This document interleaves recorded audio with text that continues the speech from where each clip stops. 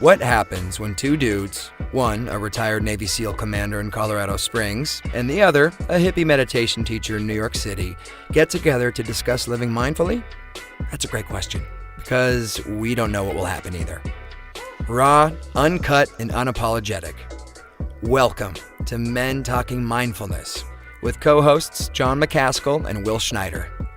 Each week, we take an authentic dive into how mindfulness continually impacts our lives, deepens our relationships, and allows us to be emotionally alive. We filter all of our conversations through the man box, where we unpack how as men we are expected to act in society, how fighting the authentic human experience is exhausting and damaging, and how mindfulness can help. Now, on to the show.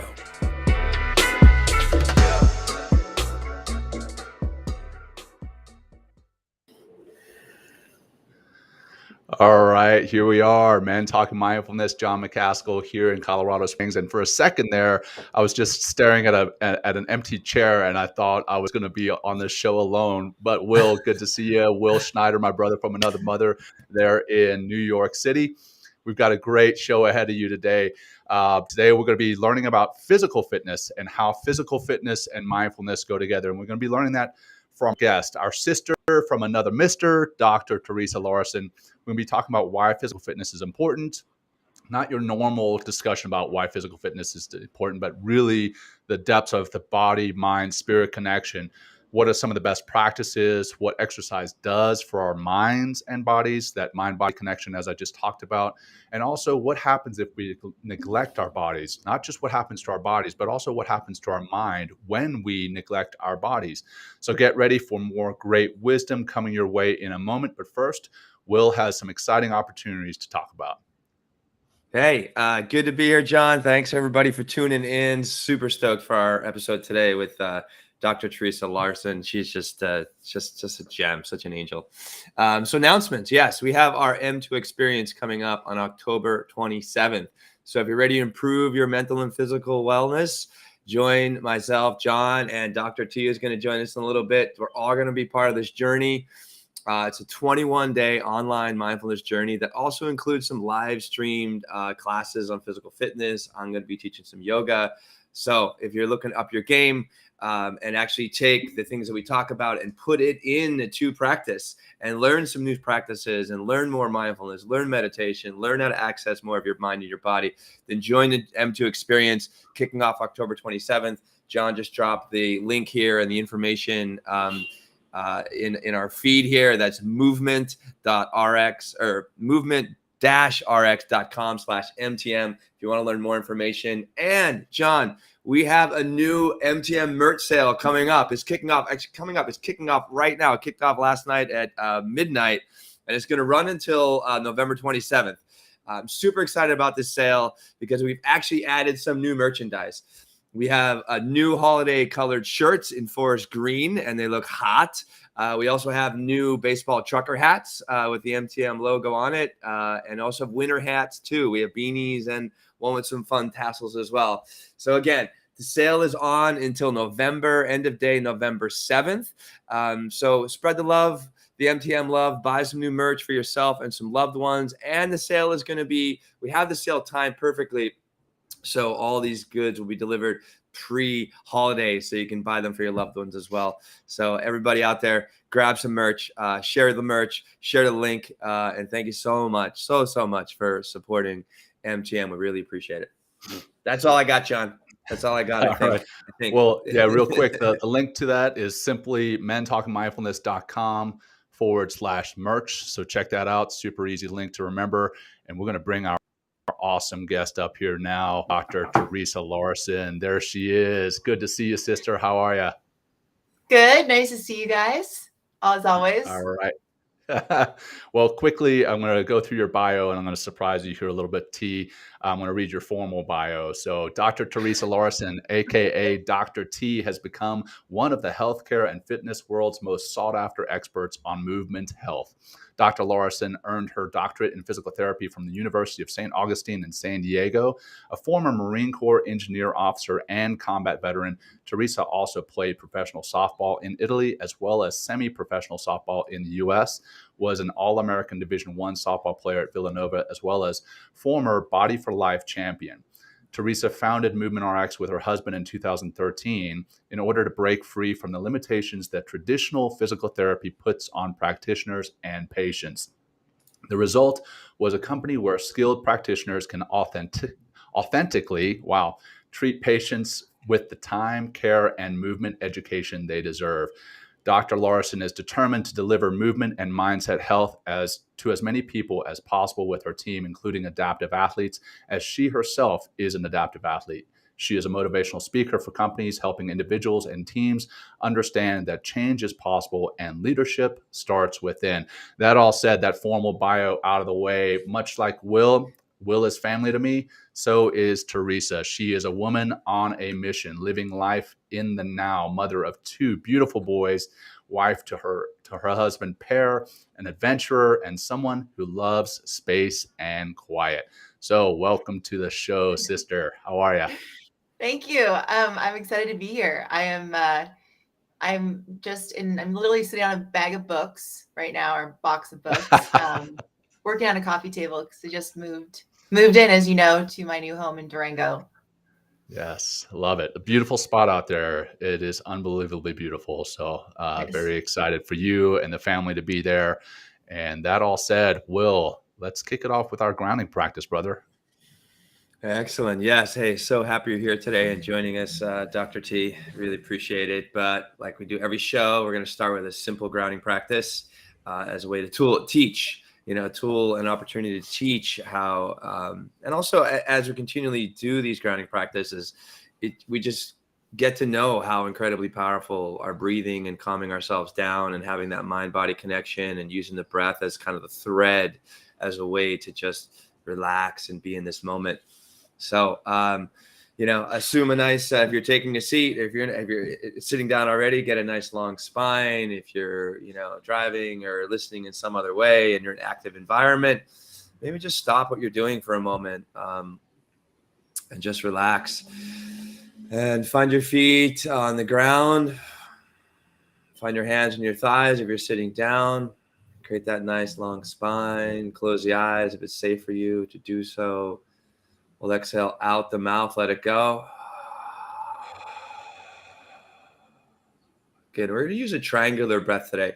So we're going to inhale for 5 seconds. We're going to hold that breath for 5 seconds and exhale out the nose for 5 seconds. And we're going to do this for 5 rounds. And we'll just see how we're feeling from beginning to end. So let's exhale out the mouth just to begin. Good. Here we go. Inhaling through the nose for 5, 4, 3, 2, 1. Hold that breath. 5, 4, 3, 2, 1. Exhale to the nose. 5, 4. Nice and gentle, nice and soft. Easy out. Inhale again. 5. Big balloon in the torso. Hold that balloon gently for 5. Exhale, 5, 4, slowly letting that breath eke out the nose. And let's do a few more. Inhale, 5.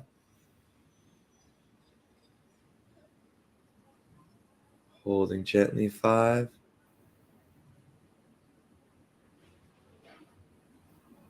Exhale, 5, 4, 3, 2, 1. Good. Last 2. In again. Hold.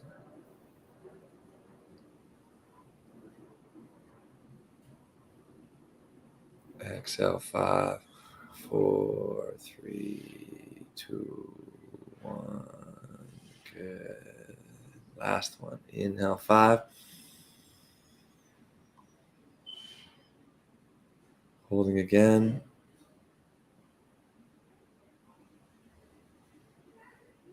Exhale, 5, 4, 3, 2, 1. Great. And just take a moment here. Just some smooth breaths in and out through the nose.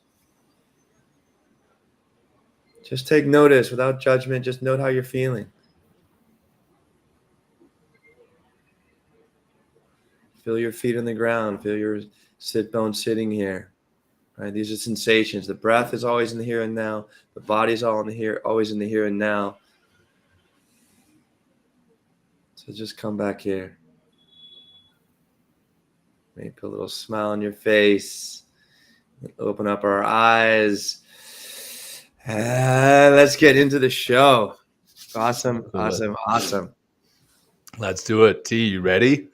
I'm ready. I've got my Be Awesome mug All and right. There you coffee. go. The awesome swag. Yes. All right. So like we start just about every show, we read the bio, then we do a grounding practice, and then we kind of turn it over to the guest to do a little bit more of an intro as to who they are really outside of their bio and how they got to where they are. So T, if you could, how did you get to where you are right now doing what you're doing? Is this an all-day podcast? All day. It's real long form. Yeah, no. Okay. Thank you for being mindful of your time there, Dr. T. I appreciate that. Yeah, well, it's, the formal bios always are they're nice to hear, honestly. It's actually, I appreciate you reading it. It's like I've gotten better at acknowledging, like, look at this, all these things and this journey. And I have to tell everyone it hasn't been an easy journey. Like I want everyone to know that, well, there's a lot of accolades in there, a lot of things. It's didn't come easy. But to get to where I am, I'm really grateful where I am right now, being able to work with John and you, John, and you, Will. Like, it actually is a dream for me to be able to be talking to you both right now, as well as work very closely with both of you. And so just a little bit about my background. I grew up with a single father. So I lost my mother when I was 10, and she was the protector in our family. And she died of breast cancer. And my father raised my brothers and I.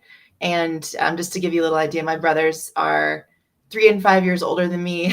I'm 6'1" and they're like 6'8". So just to give you a little idea, like, we have a huge family, went through a lot of food, very competitive household, very competitive basketball games on Sundays, a lot of crying and blood and sweat. But my brothers and I, when we get together now, we're kind of surprised that we're all alive, because one, they buried me alive when I was little. There was knife fights when we were babysitting, like my older brother babysat us. Yeah. There was burn issues. So we're very thankful to all be alive with children and very happy lives. But I loved sports. And so softball was the one that stuck with me. I ended up doing really well in softball, and I was a pitcher. And so I took that. I got a college scholarship, and it allowed me to travel the world. But ultimately, my first career, I got to be a Marine Corps officer. And that was one of the best things that I ever did. It was a wonderful place to be from. I'm thankful to be out now serving veterans in the way I do. But I learned so much about myself, and it brought out the strengths in me as well as the major weaknesses. And I got to do things that women weren't allowed to do in combat. I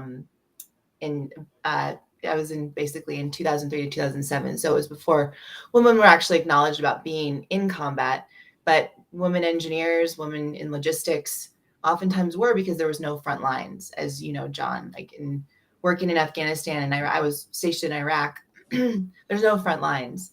And so I got to do a lot of fun things as an engineer, and some very special things. But ultimately, unfortunately, while I was going through this experience of being a Marine officer and deployments, I also struggled with an internal disease that no one knew about, that was a secret, and no one could see, because all they see is, oh, you're a really fit woman, you have it all together.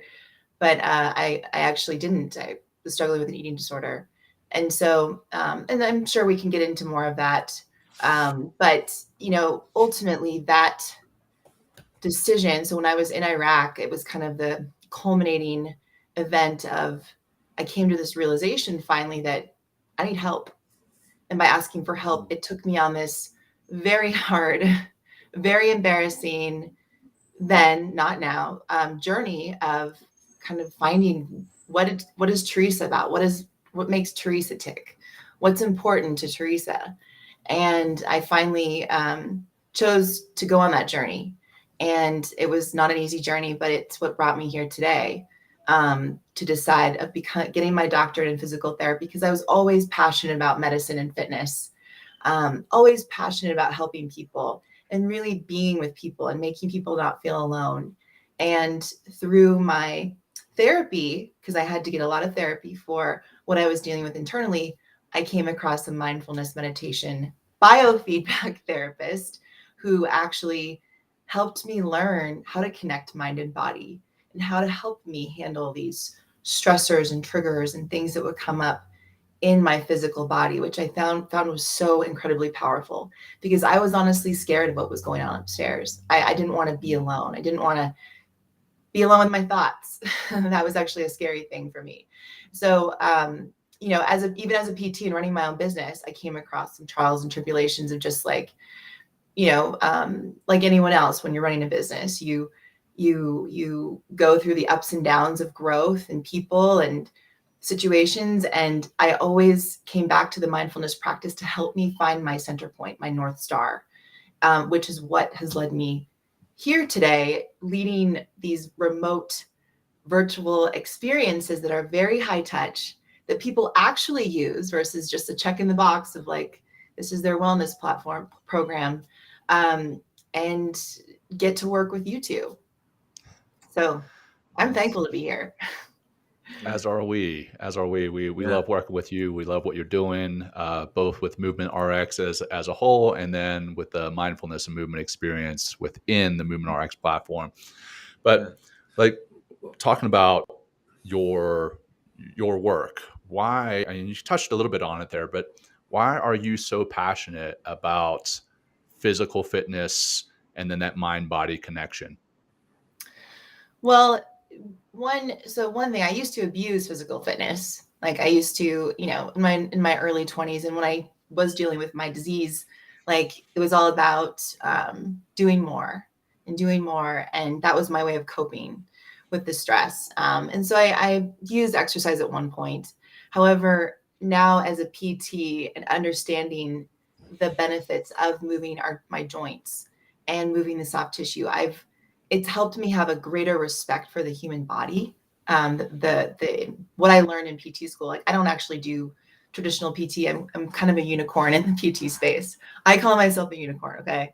And anyway, bold. I love it. Yeah. So the thing is, like movement, when I started to learn about it and I started to grow a deeper respect for the human body and what it was capable of. And so not only for a personal standpoint, like learning to respect my body and what it could do was very powerful, but then also teach other people how to take care of themselves with this like thing that we do every single day. We get up from our bed, we go to the bathroom, we go to the kitchen, we walk around, we play with our kids. We oftentimes take for granted this ability to move until we don't have it, until we get injured. And so I find that, with movement, when I start to, movement is very general, but what I bring to the table is this healing aspect to it. Like if you start to pay attention and slow down with your movement and pay attention to the range of motions that you're doing each day, and actually what joints you're moving more and what joints you're not, and how does your soft tissue feel, and what is your sleep position like you start to like improve your life, your quality of life in each and every moment, each and every day. So you end up wanting, right, when you take action and actually moving your joints, moving your soft tissue, paying attention, you actually start wanting to do more fun things and do the sports that you've always wanted to do or get back into, or play with your kids more. You're more likely to go for that walk with your kids or go look at the leaves. And so I found that, the mindfulness work that I do personally, you can't separate it into the work I do with movement. And again, movement is the lowest hanging fruit of medicine. Oftentimes, this is unfortunate, but when I was doing How to Physical Practice, which we still do in San Diego, which we have two wonderful PTs that run it. But when I was treating patients, people would come in and have an injury, and I would say, "What are you doing about it?" "Well, nothing. Like, I'm waiting for you to tell me what to do." And that's pretty common But I'm going to tell you all, like, there's so much that you can do. Motion is lotion, right? Getting some, I'm not talking resistance motion. I'm talking just soft tissue joint motion is very healing. It brings in all these wonderful things like proteoglycans, white blood cells, blood, which is nutrients. And so point is like movement isn't just about weights, weight training and fitnessing and improving your cardiovascular. It's about improving your quality of life. So hopefully that answered your question. Absolutely. Yeah. Absolutely. Yeah. No, I'm with Go you. for it, Will. And no, it's like, but you know, that movement, it's like, so, and we have, like, so why is it so important? Like, I mean, you talk about like, you know, so is there a certain amount of movement that's needed? Is, you know, there, I'm kind of just playing the devil's advocate here. You know, it's like, why can't I just continually, you know, if I'm sitting on the couch or sitting down and like, you know, walking to the mailbox or to the car every day or doing my grocery shopping, like, is that enough? Is that the movement you're talking about? Or is there something that, you know, needs to happen more? And, you know, so help me out. Well, unfortunately, these things get in the way of us. We make a lot of excuses. Your phones you're talking about? You're holding up your phone, just like yeah, I'm holding up my phone here. Okay, got technology. Yeah, so that can very much, a lot of times that can be an excuse for a lot of people. Like, I don't have time, but yet you spend hours on social media scrolling, doom scrolling, or, you know, on the toilet with your magazine for 30 minutes when really you could just be focusing on going to the bathroom and then getting done and going out and doing a quick workout or a quick movement routine. And so I use sometimes workout and movement routines interchangeably. It's just think of it all as movement. But when you think of like how much you need to move each day, so we are designed to move. We're born to move. So sitting, so if you think about it, every 25 minutes, let's say between a work day, 8-hour work day, every 25 minutes, you want to be moving for at least a minute. And you want to be, right, if you're sitting, you want to stand. If you're standing, you want to sit. And ideally, you want to work to standing more because one, it's going to create more activity in your body anyway, versus when you sit, right, your tissues become more sedentary, especially after 25 minutes, depending on what research you read, the muscles that you're sitting on just become inhibited, right? They don't work as effectively. And so to get them going again takes some time. So that's why every 25 minutes, it's really smart to just get moving. So those gluteals of yours, you know, each side you have 3 glutes, call it 6 butts, whatever, right? You have your butt, like 6 you're gonna butts. keep that Nice. thing active. That booty's better stay active because that protects your lower back. And you know, the biggest reason why people have low back issues is because, you know, one of the things that is kind of, it's now being talked about more, but like we sit so much, it impacts our ability to protect our lower back. Our glutes are the protector. If you're sitting all day, those things become laminated. They don't work as effectively, and that just ain't cool. So every 25 minutes, you're going to want to keep those going. And so, you know, that's the ideal. Now, in terms of step count and stuff like that. So let's talk about that. And then also joint ranges of motion. So while a work day, you want to move, right? If you see me, I'm always like shifting around and whatnot. Just because I'm also sitting on a box and I'm not exactly, I'm working to keep my spine straight. So even right now, we all are moving, like you are moving, Will, right? You are moving, John, and the ability to like maintain a solid posture is actually really important. What is a solid posture? Well, get yourself against a wall, heels, butt, back of the shoulders, head. So you have 5 points of contact. If you have 2 legs, right? And are all those things lined up? Most likely your head is projecting forward like that, right? So even when we're sitting here, we're moving, right? So again, every 25 minutes, you're going to want to switch positions. Now, in terms of step count, ideally it's 10,000 steps a day, right? But on average, the majority of us get about 4,000 to 6,000. But a good goal actually is 10,000 steps a day. And ideally, if you can do it in your bare feet or with minimalist shoes, your feet actually have to work harder. And yes, you're probably wondering, well, why would I want my feet to work harder? Well, our culture has gotten, especially in Western culture, has gotten way too cushy. So I love the book, The History of the Human Body by Daniel Lieberman. Right? Like we have cushy chairs, we have cushy shoes. The cushier the shoe, the better. Absolutely not. Like your feet are the things that feel the ground. If you want to improve your kids' gait, walking, their strength, you keep them in their bare feet for as long as possible. And you don't buy them those really cushy shoes, because their ability to feel the ground with their feet is what is going to improve their ability to build proprioception in their joints, which is the ability to know where you are in space. Same with adults.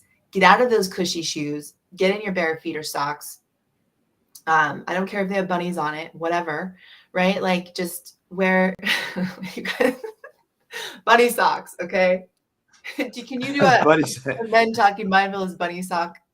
Yeah, that'll be for the Totally. next. That'll be the next one. Okay. That'll be the next Anyway, one. so but spending time moving with minimalist support allows your body to work a little bit harder, which means that it's going to build stability and strength a little bit faster, and it's going to be really good for you. So your feet, and so of course the way you walk is also really important, like being mindful of symmetry. Like is one foot turned out, is one foot forward, right? So if I were to start, give yourself small goals of maybe you don't move at all and you got to go out and move 1,000 meters. Great. Well, just keep in mind what your feet are doing. Wear a little bit more minimalist shoe each week, or, try walking in your bare feet around the house a little bit more versus in shoes or in slippers or in flip-flops. So, build, it's important to progress appropriately with these things too, right? So like, I would love everyone to stand more, but just jumping into standing more isn't the option. It's like, isn't a good idea. Like you want to progress to it each week, maybe adding 1 or 1/2 hour of standing into your workday for each week. Right. And when you walk, like think about 1,000 meters, then 2,000 meters, then 3,000, give yourself a goal each week that's realistic. So that's important. And then it comes down to joints. So this is a big one for me. It's a big one for everyone, but especially right now in my life when just moved and there's a lot going on, a lot of moving parts, seemingly a lot of chaos. So being able to make sure my joints are moving in full ranges of motion, right? Our neck, our shoulders, our mid back, our low back, our hips, our knees, our ankles all have these major joint range of motions that they should be able to do. And if there's a restriction side to side, it's really good to know, because those restrictions don't just go away on their own. Like you got to actually work through the mobility of those restrictions or stability of those restrictions. So that's why the mindfulness experience has been powerful on a movement side, is because I teach people, I give them an assessment that I've pre-recorded that they do, and it tests their neck, shoulders, hips, knees, ankles, and it shows them where their major asymmetries are, which they're not going to get from a medical provider. They just don't have enough time to go through that. And some PTs, if they're working in the restrictions of insurance, won't take them through a full body range of motion test, because they're only going to have time and they're only getting paid to focus on the area of pain, which is usually not where the problem is. So right. That's the thing that's important to know. So hopefully that was helpful. Yeah, very. So we're at 29 minutes. Should we jump up and do some jumping jacks or something? I mean, what do you recommend we do? Let's do something. Let's do something. Oh, dude, this is awesome. We're shaking it up. Okay. Yes. So, John, thank you. Okay, what am I doing, Theresa? You might not be able to see me too. Here we go. I'll move this up. So put your chair behind you, okay? And I've got my box. And let's do some squats together. Okay, so put your feet shoulder width apart, your toes pointed forward, and think about screwing your feet into the ground. So your arches are active. If you feel your arch is active, now you feel your butt is a little squeezed, yeah? You can just touch your butt too. Don't worry. Feels good. Make sure that thing is on. Yeah, there we go. Now what we're going to do is take a breath into our diaphragm, into our belly. So think about breathing low, breathing in, shooting those hips back like you're shutting the door, drive your knees out, and hover just above your chair Let's hold it there, guys, for, I don't know, 5, 4, 3, 2, 1. Breathe out on the way up. Repeat. Go ahead and squat down, driving those knees out and those hips back. Hovering. You know how to do it. Think about dirty toilet. 5, Men don't 4, hover. We just sit. 3, Yeah. 2, Pee on 1. everything. Come back up. Let's do 3 more, gentlemen. And Nice. everyone on. Hips back, knees out. Keep those arches active. Hold. 3, 2, 1. Breathe out and come up. Breathe in. We've got 2 more or 3 more. What is it? 2 more? 2 more. Hold for 5, 4, 3, 2, 1. Come back up.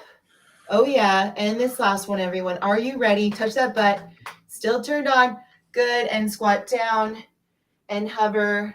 Shift your weight side to side a little bit for 5, 5, 5. You're killing me. 3, 2, 1, and stand up. Okay. Excellent. Wow. That's my Right. favorite, watching your guys' head like bob back and forth. Well done, Dr. T. Wow. Thanks for that. So what did that do for us, Dr. T? Why did we just do a bunch of squats and held the squats? Like what's going on in my body right now? I feel a little out of breath. Like, tell me, why was that important? I don't get it. Oh my gosh. So let me just tell you how important Let's do that it. was. First of all, when you're squatting to the toilet, think about that. Okay. Great position. Your hips actually, so a squat is one of the most functional movements we do. So it's a very primal movement. And what we did there was we woke up our glutes, which, remember, those are the protectors of the lower back. Okay. So we woke up our glutes. We got our thigh muscles, our ankles moving, and our lower back. Actually, when we take that breath into the belly, right, kind of what you were teaching at the very beginning, Will, and we create that decompression in our spine. So when you take that breath into the belly, rib cage, you actually decompress your lower back. So that's why we breathe in, go down, breathe out on the way up. So you're getting some decompression in the lower back, some stimulation to those glute muscles that have been, just kind of hanging out there on the chair. Plus, I've increased my heart rate a little bit because I'm at the highlands of Colorado. Okay. Lowlands, 7,000 feet. So you increase your heart rate a little bit. You're getting blood, which is basically nutrients to muscles and joints, to your glutes, your thighs, your quads, your hamstrings. And what you're also doing, depending on the level of the chair. So my box was pretty low, so I'm getting a really good range of motion in my hips. You want your hips to actually be able to sit below parallel. So I was getting good range of motion in those hips, which oftentimes we don't get, because if you think about it, you sit to a chair, you sit to a toilet, everything's about knee height. You never get the full range of motion in those hips. So I was able to just get that, kind of open up the range of motion of my hips, my knees, my ankles, which is getting me nutrients to those joints. It's allowing proteoglycans to come in. It's getting motion, which is lotion. Yes. Plus, okay, get this.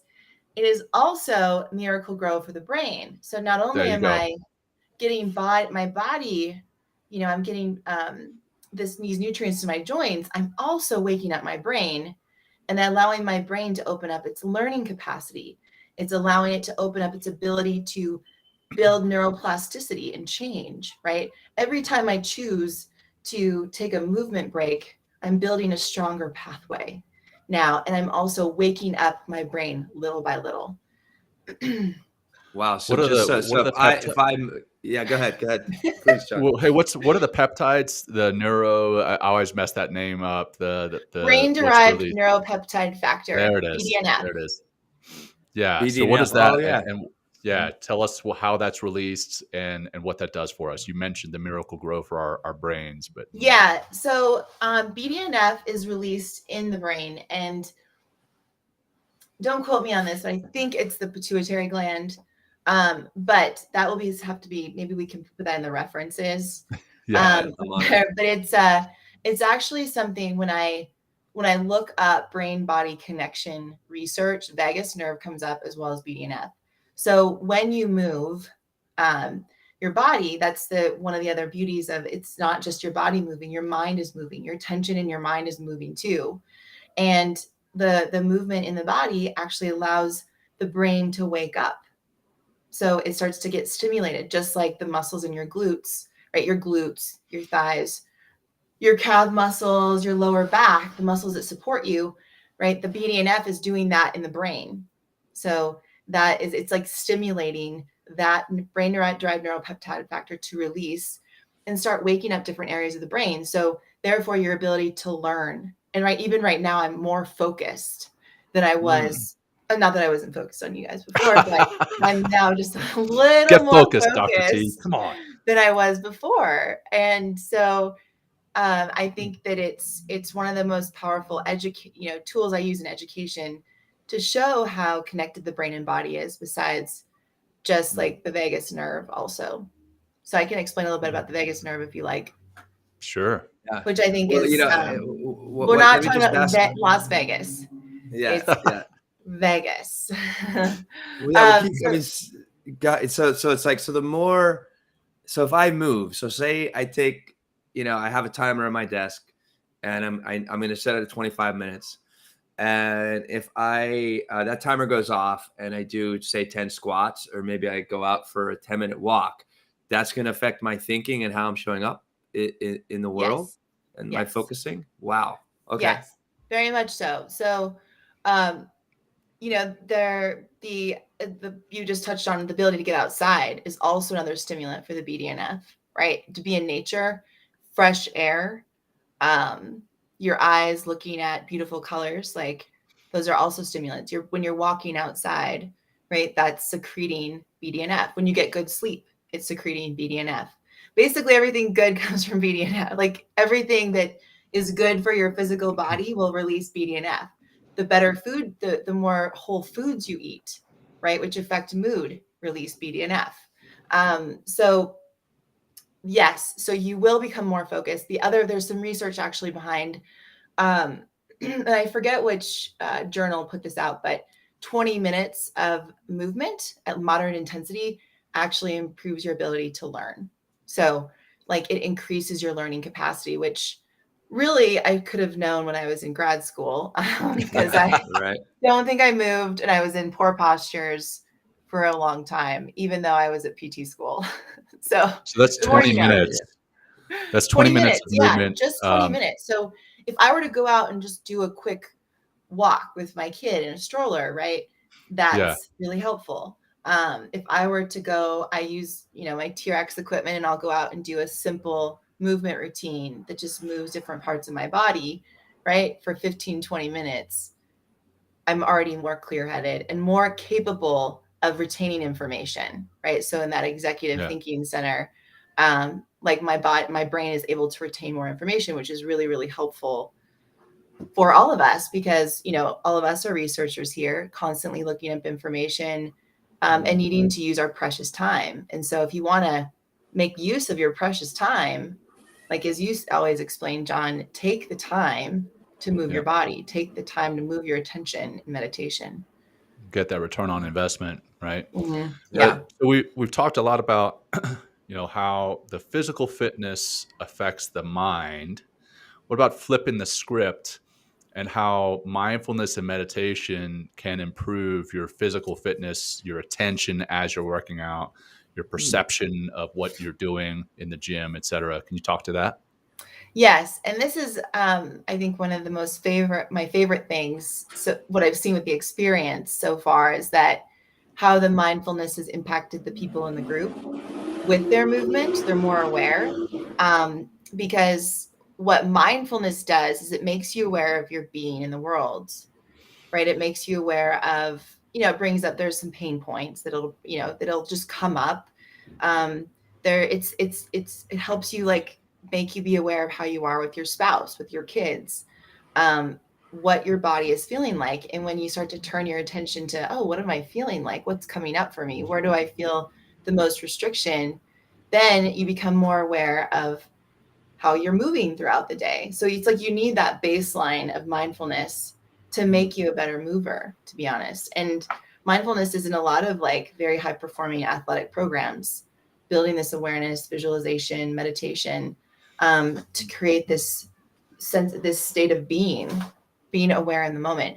But what it's done, so the what it helps with in terms of movement, it helps you slow you down. It helps slow you down. It makes you more aware of, like when you're squatting, you're doing those squats from 5-second pauses. It allows you to like pay attention to, oh, what is my left hip may feel more restricted than my right, versus just going through the motions really quickly in a workout class with the music. You can't even hear yourself think, like you're totally unaware of, and not that I'm opposed to not listening to music. I love listening to music. But I've found that it's really important for me to take the time to do movements and exercise on my own too, and or turn down the music, work out with less people, work out by myself even, which a lot of people don't like to do, because it helps me pay attention to, oh man, my left hip feels a little bit more restricted than my right. I'm aware of how my spine is feeling when I move down to my bottom position of my squat, when I go up. And when you can become aware of those things, then it allows you to make those reps better, or kind of lean into, okay, why is this bothering me? Versus just saying, you know what, I'm always in pain. This is part of life. Like, I'll just do it until I can't. Well, we're actually designed to be pain-free. We're not, so pain is common, but not normal. And a lot of these dysfunctions we have are very preventable. Yet people just feel like it's just part of aging, part of being older, part of being a vet, part of having, and that's a story. And so I think that that's a really important thing to know, is that the mindfulness allows your nervous system to actually wake up. And so then when you wake up, when you go to do your exercises, right, you're more attentive to what your body is doing. And then if something is bothering you, lean into it right away, versus being like, yeah, this is just my story. This is part of life. Yeah. Well, that's what I really enjoyed teaching yoga, because it is like it's a complete mindfulness journey with the body and the breath and in the moment, because that's like, as John's starting to do yoga, everybody, by the way. Sorry if I'm blowing up your spot there, John. Right. This is great. Don't tell anybody that. Oh, damn it. Sorry. We'll cut that out. No, we're not going to cut it. I'm just kidding. So John can do yoga, guys, and everyone out there, everyone can do yoga. Right. But it's like, that's why we have, the poses, asanas, right, is what is like the Sanskrit word for the name pose. It's like we have certain poses, which are certain body positions, whether you're, on your feet, whether you're balancing on one leg, when you're, standing on your head or on your hands. Right. But it requires a certain amount of awareness. It requires that mindfulness. But also it's really nice is like bringing the breath in, so we're holding a pose for a certain amount of breath count, the breath, if you really get deeper into the practice, as you become more aware, it's like a metronome, right? I'm holding the breath for 5 breaths and then I'm switching on to something else. There are many different types of yoga practices out there. Yoga flow seems to be one of the most, popular here in the United States. But it really does give you this nice routine, but it's also not just finding, everyone thinks it's like, well, yoga is just stretching. It's so much more than that. There's a tremendous amount of strength in that's required in yoga. I was like a competitive athlete, like yourself, Theresa, and I was lifting at the gym and I thought I was super strong. And then I get to some of my first yoga classes and I'm asked to like hold my arms out and warrior two, for like maybe holding the pose for like a minute or two. And I couldn't believe how tired my shoulders were getting, but I'm still able to like military press at that time, like 185 pounds. I was like, really? And I was like, whoa. So yoga just gave me an incredible, this deeper level of mindfulness. Instead of just doing squats at the gym, listening to music and, trying to outdo the guy next to you, right? But really being very clear, how are my feet? What are my position of my thighs and the orientation of my body as I'm squatting? And it really just creates, it kind of brings all those things you talk about. It brings it creates this mind-body connection. I'm definitely getting into more of my creativity and more focus in my mind. Mhm. I'm able to, because I'm organizing, right, my body in a certain way, I'm getting those benefits out of whatever particular movement and posture I'm doing. And then the breath is there to help continually bring me back into that moment, bring me back into the posture. And also the breath is just a great way to even, create that mind-body connection and open up more of those neural pathways that could just, find out. Like if you haven't done yoga, Yeah. see what it's worth. So I just wanted to bring that into the Well- equation as well, since I've been teaching for a long time. So, I think that, yeah, you put up a really good point. And so I love so whatever, especially with the work I do, I'm not like, oh, we got to do this kind of workout or this kind of workout. Right. It's like, I think of it as like the pyramid of physical and emotional freedom that we talk about a lot. It's, a lot of us think about when we want to get well again or get into a routine. It's like, I'm going to jump right into running. If this person runs 3 hours a day, then I should run 3 hours a day. Or if this person on the internet or Instagram is doing squats at body weight, then I'm going to do that, or whatever it is, right? Or maybe yoga for 2 hours a day, or meditating. And it's like, that's actually not the best place to start. Starting, there's layers that we go into. And so bringing this awareness to the body, that's where the mindfulness practice can come in, like practicing meditation, becoming more aware, moving a little bit slower, learning what areas of your body are tense, what areas are not, what's coming up for you, what's not, like taking inventory there first and providing yourself, like, I think that the bottom layer is learning how to be still, and aware. Yeah. Learn how to be absolutely. still and aware, then adding the layer. And a lot of these can happen fairly quickly, but starting out with this awareness, like, okay, how strung out am I? Neck up. How strung out am I? Neck down? Or where am I at? And then adding the layer of, okay, now how are my joints doing? Get an assessment, right? Like that. I do actually really believe, even though I created it, but like, that's what health providers do. We assess you to help you understand where you are. You want to be here, but you can't get there until you know where you're at. So understand what your joints are doing, what your soft tissue is doing, like how your neck is moving. And then, right, you start working on those parts. Okay, I'm going to work on my my right shoulder versus my left. My neck rotation to the left is really limited. I'm going to work on that. That's part of my like maintenance. And then you add in these movement patterns, right, where yoga can come in. Like these movement patterns where you're starting to really pay attention now to the movement patterns you do. And yoga is the longest standing ancient movement practice.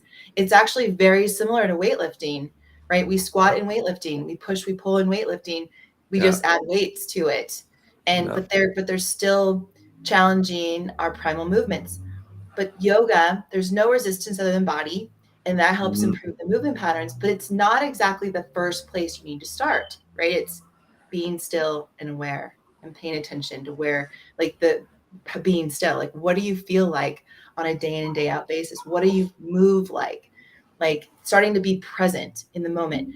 So joint, soft tissue, movement patterns. And then now you start adding resistance and start adding these deeper meditation practices or deeper, like longer practices into your day, right? But you don't have to start there. And oftentimes we think we have to start there, but it's actually like just literally moving your attention to being aware in the moment. And what are you feeling like? What's coming up for you? What makes you tick in the moment? A lot of people don't slow down enough to pay attention to that. Right. Yeah. Well, one thing you mentioned, one thing, I was going to keep going, John, with this, because you bring up a really good point about like getting into the stillness, right? That's where we want to be, right? And that's so critically important, because if we're still, then I'm in the moment. I can instead of like life coming at me, I become a force of life. I can create my own vibrations and be a force in the world and how I want to do things. But they call in the yoga tradition, they call these koshas, and koshas are like kind of peeling away layers of an onion. And the first one is the physical body. So the first way to get deeper, so we're trying to get in from the physical body, which is like the largest, outside of the onion and trying to get into the core of the onion, which is they called Atman, which is that stillness, which is being present in the moment. And that's where our joy, that's where everything kind of comes from, is like the very well, the deep well on the inside. But we have to start with the physical self. That's why, in the yoga tradition, there's actually called the sutras, right? Which are like 8 limbs. It's not just yoga. People think yoga is just like just doing the asana practice, just doing the movement practice, but that's just a way to get into the body. And then once we become more aware of the body, then we can become more aware of our emotions. We can be more aware of our thinking. We become more aware of our relationships or how we're in the world. And then we can get into our relationship deeper into ourselves. We can access more of that stillness. And when we find that stillness, we're going to be more of a peaceful presence and more of a peaceful force in the world. Doesn't mean we're going to be like passive and wimpy, but like we can really begin to pick our spots and see where we want to put our energy and what's worth our time versus like that's a waste of our time. But like I like you said, it starts with physical awareness. If we have no physical awareness, then we really don't have the ability and the opportunity to gain these insights from the inside out. We're always going to be triggered by the world, jerked around by our thoughts and our emotions, and kind of enslaved by our emotional life, which is attached, typically when we're not being aware, attached to other people and what we're not doing and how they're feeling about us. And we're very, so it starts with the physical though. So if you're sitting on the couch all the time and just like binge watching Netflix, right? And even when you're watching shows like that, you're continually being emotionally manipulated because we're feeling beings at our core, and we're watching something that's very dramatic. It's just like, and then who we're going to be in the world if we're just sitting back and consuming instead of being the predominant creative force in our lives. And that's what I really enjoy about this conversation, as well as like getting your ass off the couch and actually doing something, becoming more aware.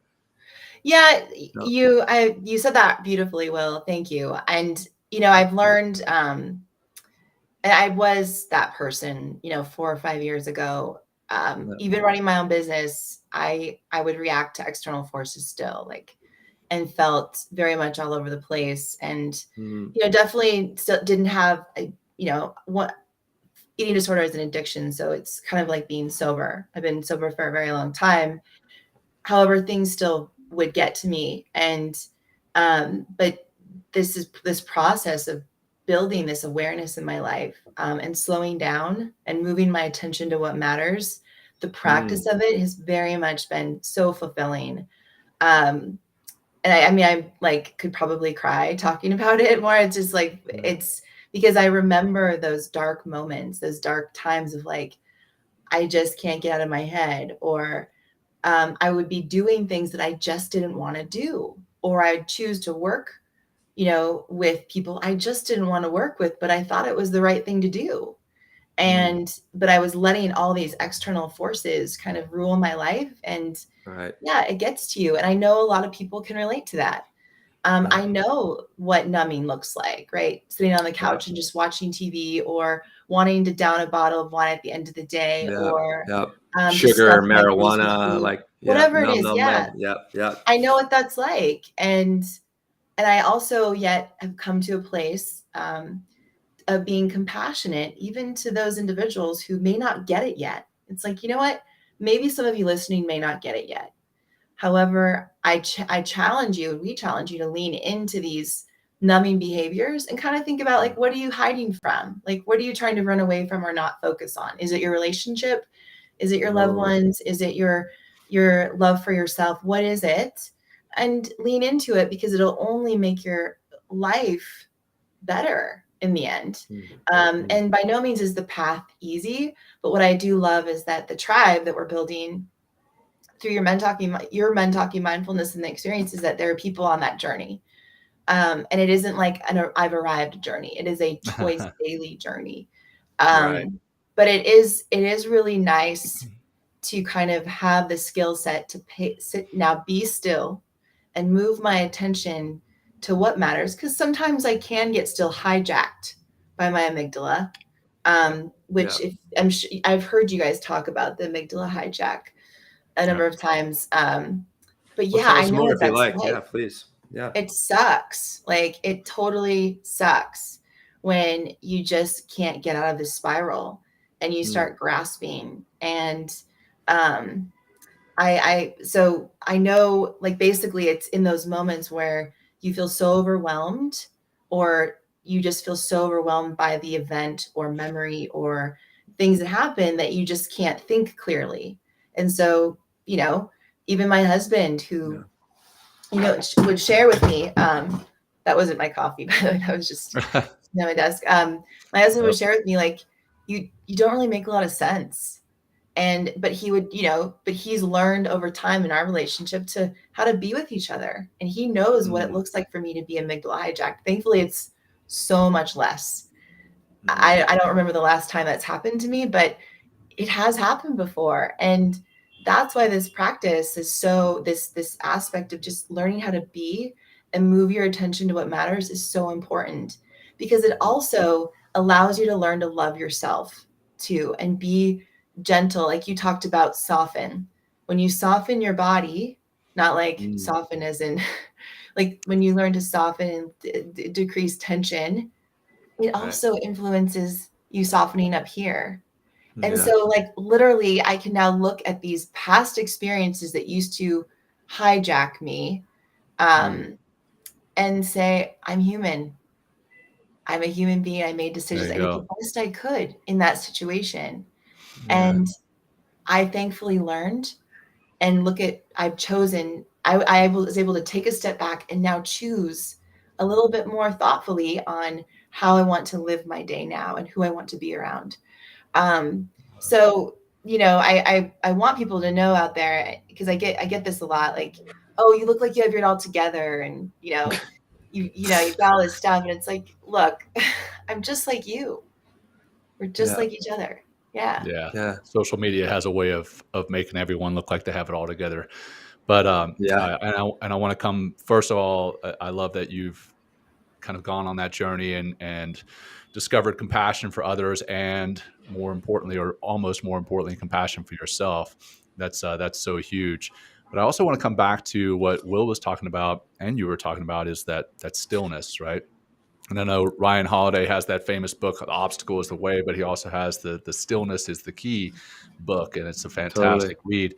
And that's where, another place where mindfulness comes into improving your physical fitness. And because it improves your physical fitness, it improves your overall wellness.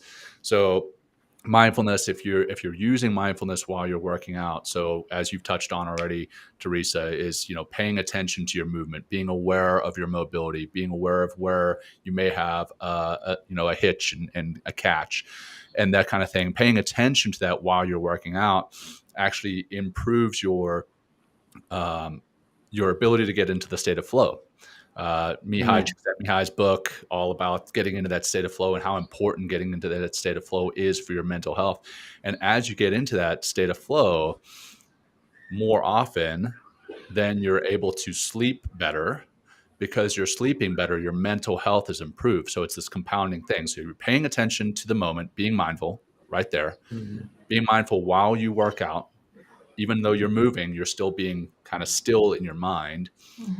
Then you get into that state of flow more often, then you sleep better, then it improves your mental health. It's kind of a wild circle, but I love everything you're talking about, with the benefits of implementing mindfulness for your physical fitness routine, but also that mind-body connection, and where that stillness comes into play, even when you are moving.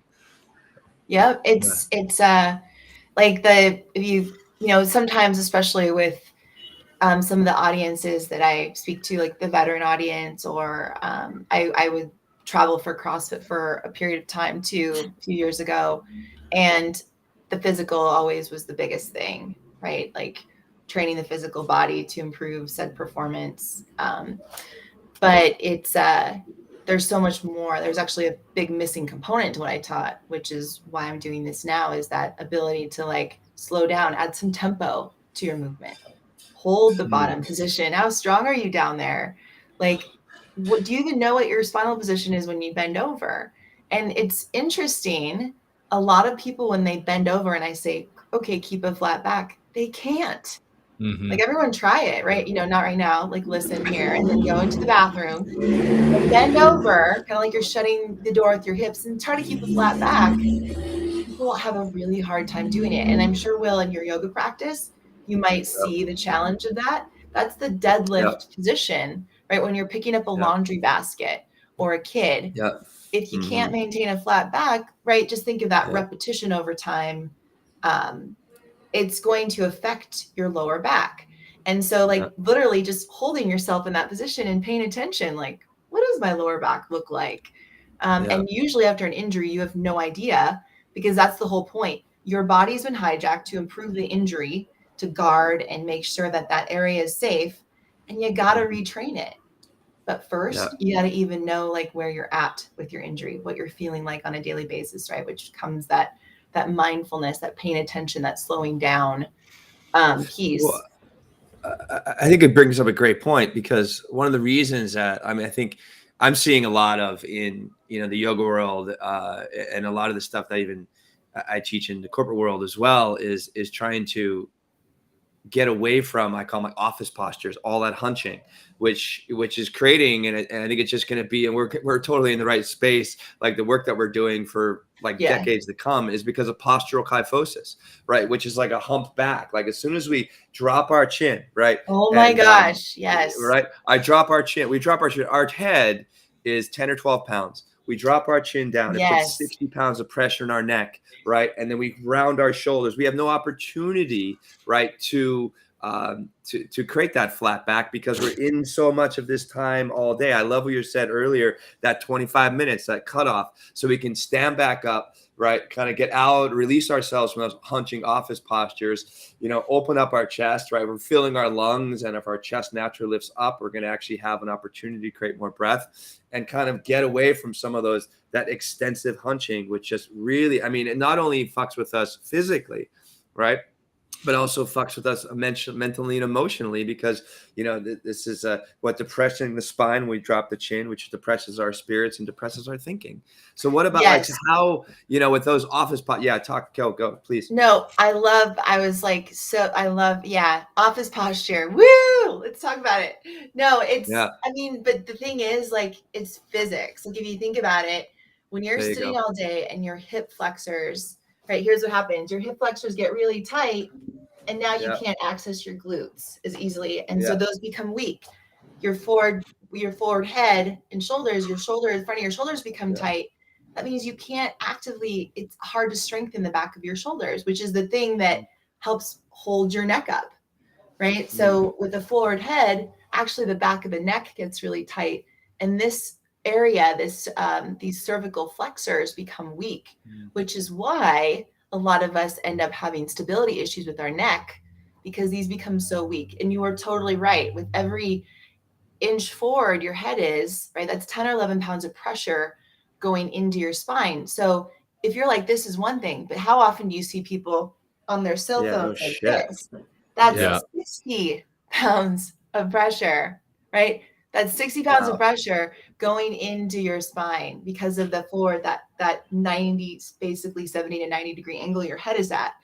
And it doesn't just affect your neck, it affects you all the way down your spine. So your lat, those big movers of your arms, like those wing muscles, they attach here, front of the shoulder, the scapula, and then down at the lower back, right? So there's actually four attachments: the front of the shoulder, the scapula, the rib, and then the lower back. So your lat, if you're forward like this, right, it's going to affect the muscles, the part of your lat that's in your lower back. It's going to affect your erectors all the way down. So you wonder why when you move your neck to the right and left, you feel it all the way down your spine sometimes, because that thing is protruded forward. That's why you want to get yourself up, check yourself before you wreck yourself, okay? And get yourself up against the wall, heels, butt, shoulders, head, and make sure everything is lined up, step away, and go about your day. I love to rhyme. Well done. Before you wreck yourself. So, don't claim credit for check yourself before you wreck yourself. That's a classic. Would you like me to rap now? So hey, we're at an hour plus, so we're past our second 25 minutes, and we're talking about the hunched posture at your desk. What can we do right now, right here, as we're sitting here? Can we move around in our desks? Can we move around in our seats to improve that? Yeah, let's actually do, why don't we do a posture check All against right, the let's wall? do it. So Great. stand up. Thank you, John. And I'm in a doorway. Get your heels against the wall. Get your butt against the wall. Okay, roll your shoulder blades down and back so the back of your shoulders is touching the wall. And then just pay attention to how far forward your head is. Is it 5 fingers? Is it 4 fingers? Is it 2? Just pay attention, take a note, and then draw your head back. Okay, so now my head's in line with my shoulder, which is in line with my hip, my knee, and my heel, my malleolus, which is my ankles, and then step away. And can you maintain that? Right? So actually, so that's a quick way to test your posture. But while we're standing there, let's do a quick hip stretch, just standing, right? So we want to get, now that you know how to check your posture, check yourself before you wreck yourself, get one leg behind you. And this is as simple as it can get, right? Waking up the muscle tissue, squeeze your butt. Okay. So squeeze your butt and then drive your hips forward. Drive your hips forward for you so you feel a stretch in the front of that hip. It's as simple as that. Like I will be on the phone talking to these guys sometimes in this stretch position, right? And you should feel a little bit of a stretch. Yeah. If you don't, right, you can also just grab your foot, bring your knees together and do a quick quad stretch. The very thing that gets tight when you sit all day long. And the researched amount of time you want to do this, ideally with each stretch, so to speak, or mobility technique is about 90 seconds. Okay. So give yourself, that's about 3 minutes total, right? Let's go ahead and switch sides. You can do a quick stretch. Make sure you squeeze your butt and draw your belly button towards your spine so you don't have a sexy belly. None of that sexy stuff. We want nice hip flexor stretch. That's right. And then if you want a little bit more of a quad stretch, here, put your knees together, right? Make sure you squeeze your butt. And again, 90 seconds each side is the researched amount of time where if you do this consistently, it'll start to change the tissue length. That's why postures like Will teaches in yoga are so powerful, which Will gets to now teaches with the mindfulness experience too. And then this one, John, or a little quick, I love this one that you teach, Will, is palms of the hand together and then press your arms straight back. Right, John? There you go. Yeah, John. Yeah. Okay, perfect. John's got some work to do. Now, if this is a bit too much, right, just get in the doorway like so, hang out. This is great for when you want to talk to your coworkers. You can be like, hey, what's up? And your coworkers will be like, why are you hanging out talking to me? You're like, well, I'm stretching. Like, this is a great hangout posture, just working on like the pec. So the cool thing about the pec is there's 3 different heads to it. So if you have your arm up like this, elbow in line with your head, it's a different fiber of the pec. 90 degrees is a different fiber of the pec. And then elbow below the nipple line, so to speak, wherever those nipples go. Sorry, okay. There we go. All right. Wow. Men and women Good stuff. have different levels of where that chest is. Awesome. You gotta have fun with this, okay? Oh, absolutely. Yeah, Absolutely. I agree. Wow. Well, cool. Let's see. Coming up on the end of the show, we just did 2 movement exercises, one at the 25-minute mark or so, and one right there. What do you recommend are some ways for people to implement mindfulness into their physical fitness routine? I mean, obviously they can start meditating, right? But what are some ways that they can actually implement that mindfulness in the gym, on the walk, in the yoga studio? It's kind of tied into yoga already, but some of the other practices, the other physical fitness routines that we do, how do you recommend that? So I would say the best way to do it is add it to your warm up and cool down. So that's a great way to start. So if you think about, you have your workout, let's say it's 20 or 30 minutes. Maybe it's less, maybe it's more, but that prep time your prepping tissues for the workout is really important. And think about it as like a 10-minute thing. And then the cool down is, 5-10 minutes too. So that's how we present our training programs. It's not just the workout. It's like, how are you preparing the tissue and then cooling down the tissue? And so the warm up, if you look at your workout, let's say you've got some squats, maybe you've got some push-ups, maybe you've got some abdominal work in there, whatever's fun for you. Maybe you're just going for a run. Well, what are the movement patterns that you're trying to do? Well, if you're squatting, we just did that earlier. If you're running, you're kind of in a lunge position, right? One leg in front of the other. So warm yourself up doing those movements unweighted and very slow. Like, think of it, I love tempo training. So doing the squats where you do a 5-second descent, a 5-second hold, a 5-second ascent, a 5-second hold, and you just go through a few reps, getting the blood flow, getting those muscles activated versus just jumping straight into weight training. So make the warm up look like your workout, but unweighted and really, really slow.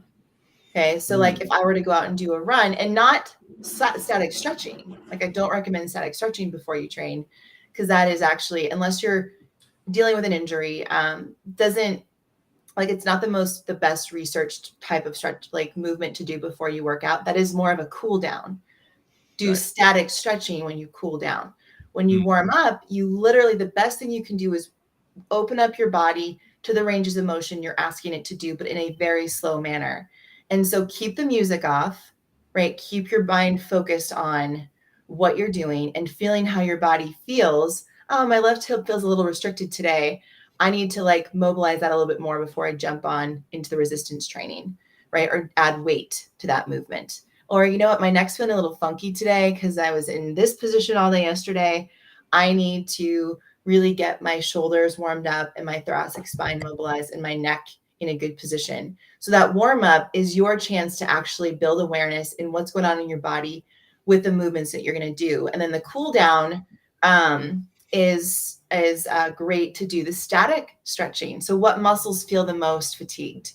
Okay, maybe your glutes, maybe the backs of your shoulders. So get a nice soft ball, like a tennis ball, or lacrosse balls are a bit tense, but you could use those, or a foam roller, and start to roll out that tissue that you feel the most stressed out after that workout, and or the muscles that feel the most activated, because then you'll get a mass amount of blood flow to those tissues and kind of work on the sarcomeres in the muscle tissue were actually broken down a little bit. So now you get to go in there and massage it a little bit, which may actually feel pretty tender, but your body will very much thank you later on that day and the next day. And oh, by the way, getting some nice, soaking in a warm hot tub or a bath, getting some heat to those tissues is also really nice post-training. So heat's actually way better. I mean, yes, you can do ice plunges for stress training and stuff like that, but I highly recommend for soothing, wake up awareness, blood flow, heat is always best. Well, with the kind of wrapping things up at the end of your workout, your stretching routine, whatever, I've also heard that implementing gratitude at the end. Hey, I am thankful for this workout. I am thankful for my body and the ability to do this workout. That's one thing. And then what we teach in the mindfulness movement experience is those internal selfies, right? Taking stock in where you are in your mind, your body, and your nervous system at the beginning of a workout, and then at the end, take another selfie, quote unquote, of where you are in your mind, your body, and your nervous system, and compare the two. Are you feeling better after a workout than you were before the workout? Yeah. And then that allows you to be more mindful of that. And then you see the benefits of the workout, not just long-term benefits, but the benefits right there and then. And then that could help you to stick to a workout routine.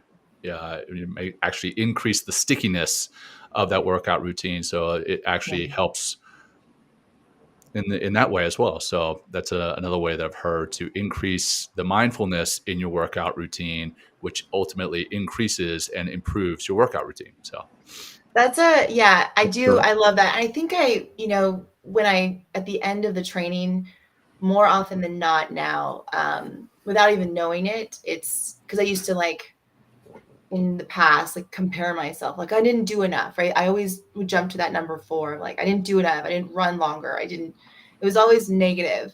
And now, I've learned through the mindfulness work, is connect the fact that I am in a season of my life where I am okay I know that movement's important and constant movement. So, I always look at my grandmother, 105 years old, who ballroom danced, right? She just passed away Amazing. this last year, but she never worked out a day of her life. She just moved a lot. And she was the Yeah. spark plug of a human. And, Mm. when I think about what makes me happy and what I enjoy, it's not high intensity functional fitness. I like to just move and stress my body and be appreciative of what my body can do. Sometimes there is intensity in there, sometimes there's not. But I've learned to be grateful for the fact that my body can go through these ranges of motion. I can pick up my really heavy children. I can move a bunch of boxes. I've got the ability to do a lot. And I think that's really important. I more often than not acknowledge that at the end of my training. Even if it was a 10-minute thing, I was like, I'm glad I did that. And it makes Yes. me happy that I did it. And I actually have a little journal where I put a sticker on each day. I commit to a period of time of moving and flowing in a way that makes me happy, which is typically outdoors with my kettlebell and a T-Rex hanging from a tree, or even lifting my kids because they have a great time. Or the other day I was actually lifting, I had no equipment. I was lifting logs, and that made me really happy. That I was back at growing Oh, up in no. my log No. cabin. No, I Yeah. hate logs. Don't talk to me about I lifting know logs. you have the special really heavy logs. These were dried out logs for fire. I know. Yeah. Yeah. But it was, Yeah. I think that is a very powerful thing to add to your movement routine, your training, is that gratitude. And then know that there's seasons of your life. I always look at right now, when I was in my 20s, I was, training. I was a Marine. I was training as a professional athlete. Training was a big part of my life. Now I'm running a business. I have a family. Training is different. It's not how I make my money anymore. It's not but it is really important to be healthy. So it just Mm. looks a little different. And so instead of Mm. trying to be like I was or be like someone else, I'm just being really present, right? To talk that awareness of where I'm at and doing what makes me happy and healthy right now, which Yeah. right now is not high intensity. It's moderate intensity movement each day that I can do with my kids. There you go. Yeah. Well, you bring this is the last thing I'll say. It's you bring up a great point about your aunt or your grandmother. My 105, grandmother. right? Your grandmother, right? It's I mean, we can still move as we age, and Yep. just dancing. I mean, God, dance has been a part of our humanity since the dawn Yeah. of human beings, and I mean, it's just something simple as that. Again, we talk about taking a walk, going for a run, but just easy, simple movements to keep the body alive, keep reminding us that we have a body. We're, I think we're so attached to, the news cycles and the media and consuming content. And, we forget that, if I like to think of our car, our body as a car. Right. And if we take care of that car, kick the tires, rotate it, oil change, clean the inside, the cars are going to leave us stranded. But if we neglect our car, it's going to get rusty. The tires are going to get flat. Then, we're trying to go on a hike one day, and all of a sudden, boom, our body gives out and we're stranded, on the side of the road of our hike because we haven't taken care of our body. So just even a little bit every day, like you talked about, just keeping our body fresh, and that's going to keep our mind fresh, and that's going to keep us coming back to doing more movement because it feels good. I mean, it's naturally, we have this mind-body connection, and one way to get it deeper into the mind is through the body. So really enjoyed all the stuff and information you brought to us today, Dr. T. So thanks for joining and sharing your wisdom. So appreciate it. Yeah, T, what have we not covered that you want to make sure our audience hears? Oh my goodness. Well, we covered the kind of the emotional and physical pyramid, right, of where we want you to, where I would like all of you to think about starting, even if you're on a training program right now or doing this really fun app. Like, think about how tense you are on a daily basis, where you hold tension, what's going on upstairs versus downstairs. I think that's important to know and be aware of because it's life-giving. We covered like best ways to warm up and cool down and kind of implement mindfulness. And I think, Will, you just hit on the last thing I want to say is that when you take action on a simple level, when you start to take action and say yes to you and movement more, even if it's just moving your attention to what matters and being present, right? Your body will naturally create more motivation in the form of these hormone releases that we get: oxytocin, serotonin, dopamine, epinephrine. Like, all of those things will start to happen, and you'll start to create this this more active lifestyle because you just chose to take action and not pay attention to what's going on up here, but just put yourself in a position of taking action, right? Putting yourself, deciding to be around someone who's a little bit more active versus someone who just wants to drink beer at the end of the day and watch binge on Netflix, right? Like, is you start to choose who you want to be around and what kinds of things you want to do, especially if you want to take action in your life, and that will breed motivation. Yep. So I think a lot of times we think other way around, like, well, I need motivation to start absolutely. doing something. Yep. So you don't. For sure. Yeah. All right. Well, what about if people wanted to find more about Movement RX, whatever? What's the best way for people to get a hold of you? All the things. Okay. Well, you can find me on LinkedIn. So Dr. Theresa Larson on LinkedIn. You can, on Instagram and Facebook too. My company is Movement RX. So movement-rx.com, where you can look at, our mindfulness and movement experiences. We've got physical therapy in San Diego.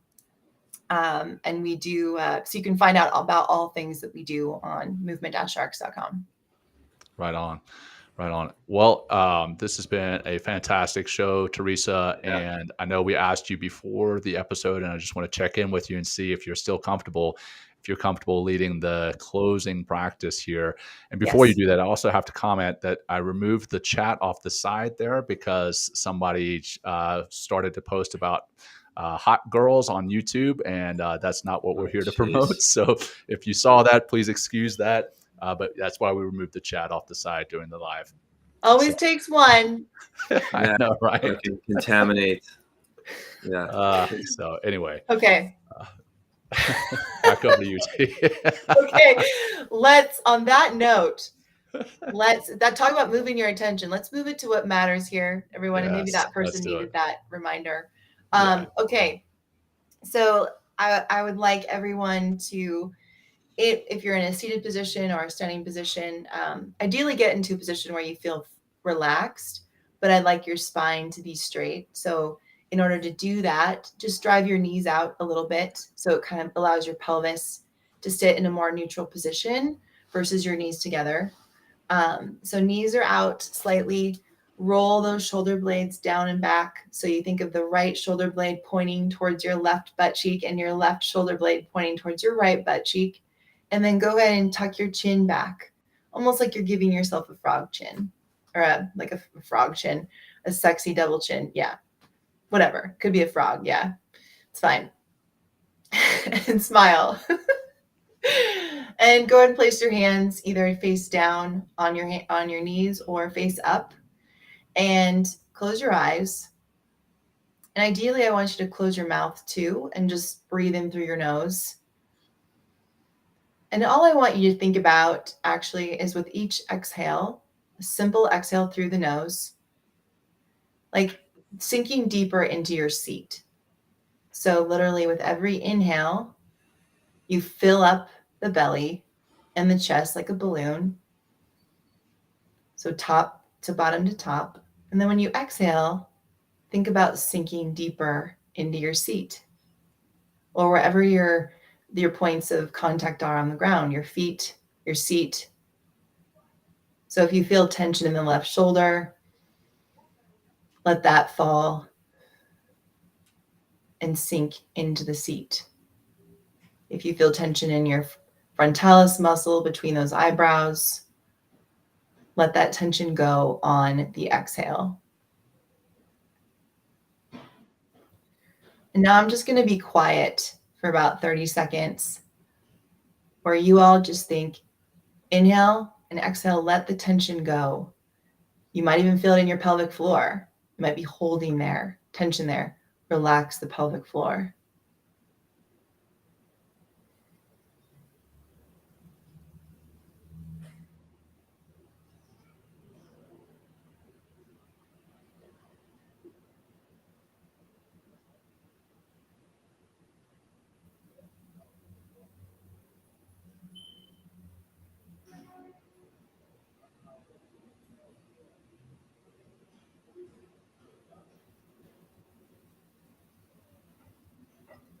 In the final 20, 30 seconds, just pay attention to how heavy your body may feel as it's grounded there on the seat.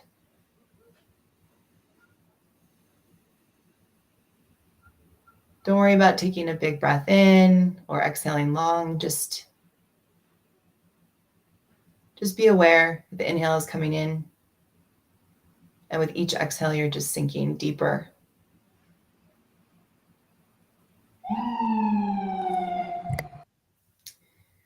And that was cue to go and wiggle your fingers, roll your shoulder blades down and back a few times, open your eyes. And there you go, a simple grounding practice where you literally just focus on the tactile sensation of what your body feels like on its seat or laying down. Well done. Thank you, Theresa. That was fantastic. Thank you, Dr. T. Yeah. You're welcome.